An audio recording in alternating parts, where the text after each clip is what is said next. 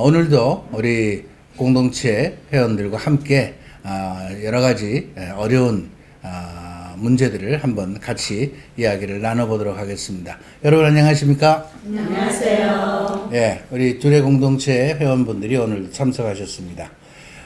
또 준비하신 그 질문들 어려운 거 말고 좀 쉬운 내용으로 그렇게 좀 얘기를 좀 질문을 해주세요. 자, 누가 먼저 하실까요? 예.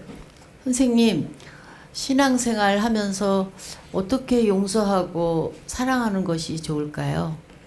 신앙생활을 하면서 어떻게 용서하고 사랑해야 되느냐? 네.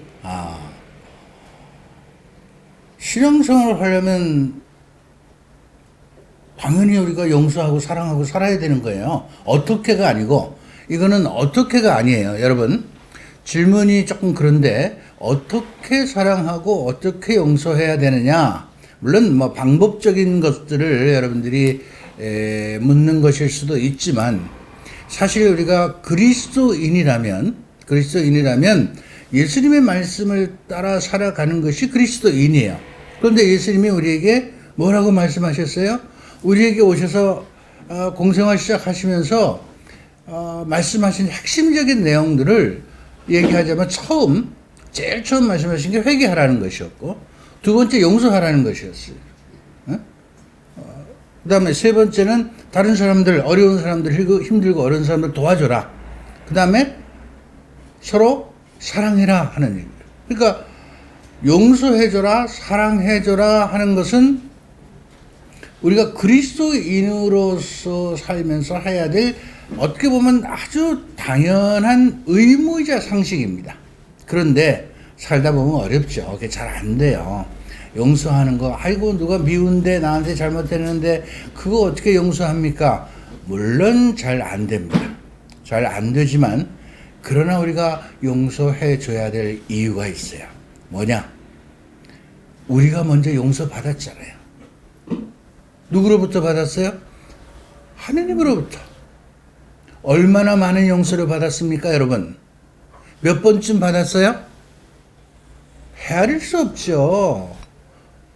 살아온 나이만큼, 그 이상 훨씬 많은 용서를 받았습니다. 그런데 우리도 그런 용서를 끊임없이 살면서 받았는데 우리에게 잘못한 것을 우리가 용서하지 않는다면 이거야말로 신앙적 이기주의죠.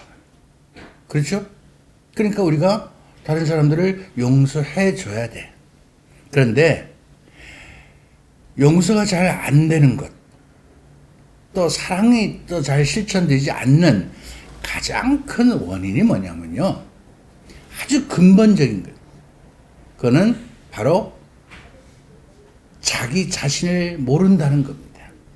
나를 모른다는 거예요.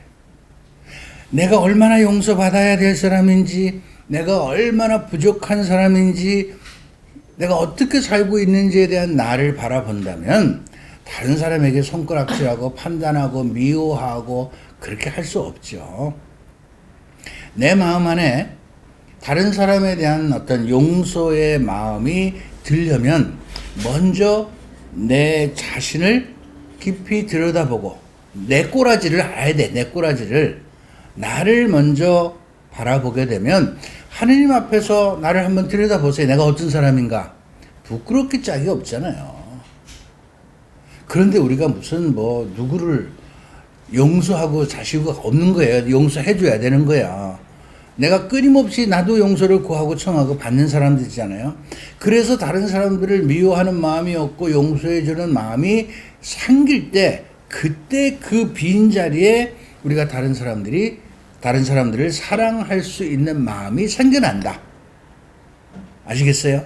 그러니까 제일 먼저 우리가 나 자신을 깊이 바라보고 회개하면서 하느님께서 정말 나를 어떻게 바라보실까를 보고 성찰하고 깊이 들여다보고 그러면 다른 사람들에 대한 용서의 마음이 생겨난다. 왜 용서해 줘야 된다고요? 내가 먼저 용서를 받았잖아요. 얼마나 끊임없이 받았어요.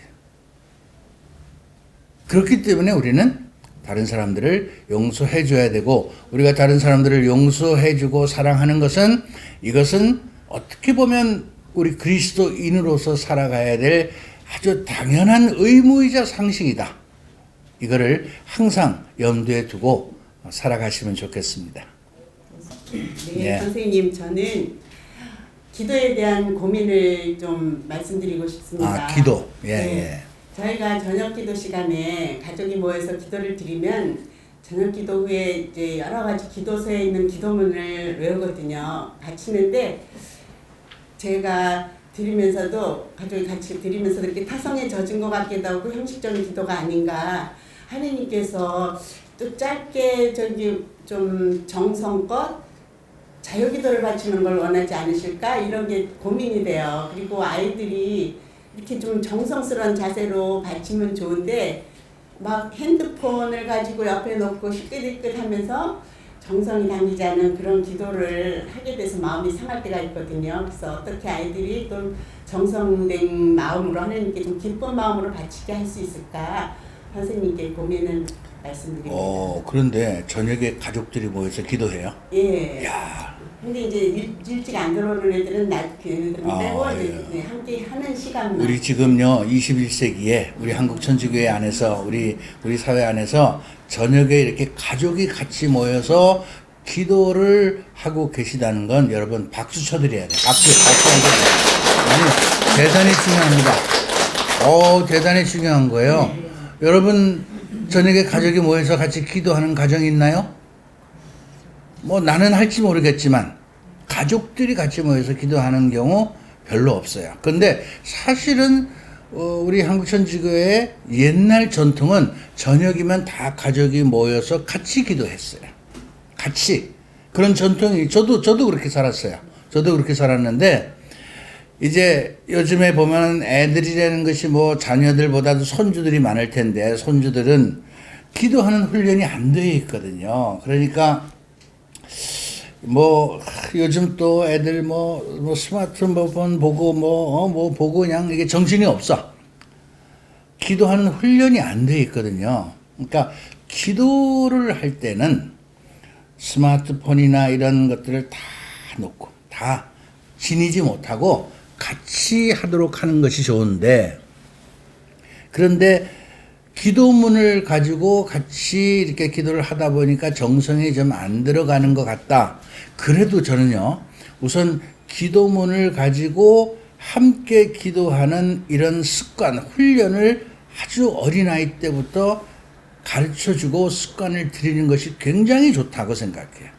그러다가 조금 크고, 조금 이제 아이들이 자기 이야기를 할 수 있을 만한 나이가 되면 할머니, 할아버지 아니면 어머니, 아버지부터 시작해서 자기 마음 안에서 우러나오는 정성 어린 기도를 스스로 해야 돼. 그냥 하지 말고 하는 거예요. 먼저 할머니, 할아버지가, 엄마, 아버지가 미리 준비를 해서 기도를 해요.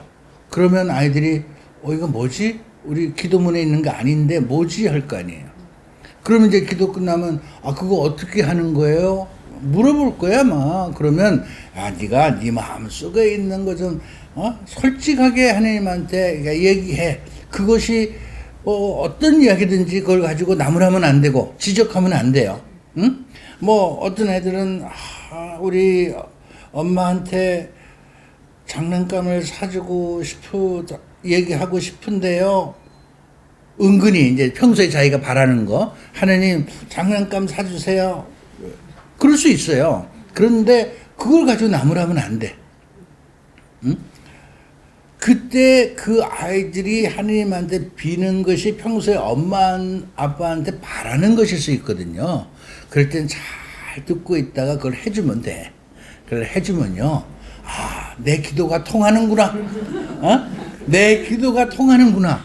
그러면 아이들이 신나서 자기 이야기를 할 거 아니에요. 그렇게 해서 기도를 하는 그런 훈련을 시키는 것이 굉장히 좋습니다.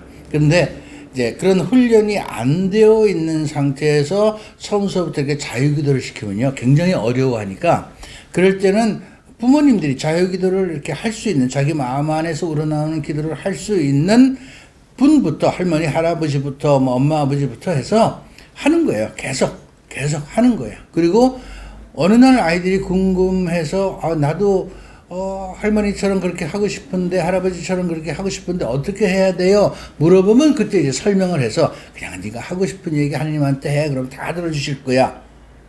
그러면 이제 하기 시작해요. 그렇게 해서 가족들이 저마다 자기 소리로 기도를 할 수 있는 그런 분위기를 만들어가는 것이 좋다. 어쨌든 저는 우리 자매님이 저녁에 가족이 모여서 그렇게 기도하고 있다고 하는 데 대해서 정말 감사드리고 또 앞으로 그것을 깨지 않고 끊임없이 이어갈 수 있도록 하시면 좋겠다는 말씀을 드립니다. 네, 예. 네, 선생님 저는 예수님이 하느님 오셔서 하느님 나라를 알려주러 오셨잖아요. 그리고 하느님 나라를 우리를 초대를 하셨어요. 근데 저희들이 하느님 나라에 들어가려면 우리가 어떤 삶을 살아야 되는지 좀 거기에 대해서 말씀 좀 해주셨으면 좋겠습니다. 하느님 나라, 예수님께서 오셔서 우리에게 선포하신 내용이 뭐냐? 하느님 나라예요. 하느님 나라를 선포하시고 하느님 나라로 우리를 초대하시고 어떻게 하면 하느님 나라를 살 수 있는지에 대한 그 방법을 우리에게 말씀해 주셨어요. 그런데 우리가 하느님 나라 그러면 저기 어느 우주 공간에 있는 어떤 공간 지역 이런 개념을 갖고 있는데 아닙니다. 하느님 나라는 그런 공간이나 지역이 아니고요. 어떤 상태, 상황이에요. 어떤 상태, 상황. 그러니까 어떤 상태, 상황이라는 것이 뭐냐? 하느님과 함께 있는 상태. 하느님과 함께 살아가는 상태. 가령 예를 든다면 여러분들이 기도 생활하고 정말 하나님의 말씀을 잘 알아듣고 그 말씀을 실천하고 살아가는 그 생활을 지속하면 어느 때 행복해. 기쁘고 행복해요. 또 정말 끊임없이 감사할 일만 일어나. 그렇게 생활을 하다 보면 정말 이게 천국이구나. 이게 천국이구나. 이럴 때 있잖아요. 그게 하느님 나라예요. 그게 어디 있는 거야? 여기 지금 내가 살아가는 내 삶 안에 있는 거거든요. 하느님 나라가 어디 저기 딴 데 있는 것이 아니라 내가 살아가는 내 삶의 현장 안에 있기 때문에 이 내 삶을 하느님 나라로 만들어서 하느님 나라를 살아야 되는 거예요. 그러니까 내가 하느님과 함께 있느냐, 내 안에 하느님이 부재하시느냐, 이 차이예요. 하느님께서 나와 함께하고 하느님의 뜻대로 이끌려 살아간다면 내가 하느님 나라를 살면서 기쁘고 행복하게 사는 것이고, 내가 하느님을 내 마음 안에서 어떻게 해요? 제외시키고 내 멋대로 살다 보면 그냥 맨날 힘들고 어렵고 불안하고 공포에 떨고 서로 시기하고 질투하고 이렇게 살면 지옥이지 그거는. 그렇잖아요? 하느님이 안 계신 상태는 그런 거예요. 그러니까 하느님이 함께 하시는 그 삶을 살아가는 그 상태를 잘 유지하면서 그 안에서 내가 정말 기쁘고 행복하게 살아간다면 그것이 바로 하느님 나라다. 딴 데서 찾지 말아라. 그것이 하느님 나라다. 여기다 저기다 아니에요. 내 삶 안에 있는 거예요. 아시겠어요? 네. 예.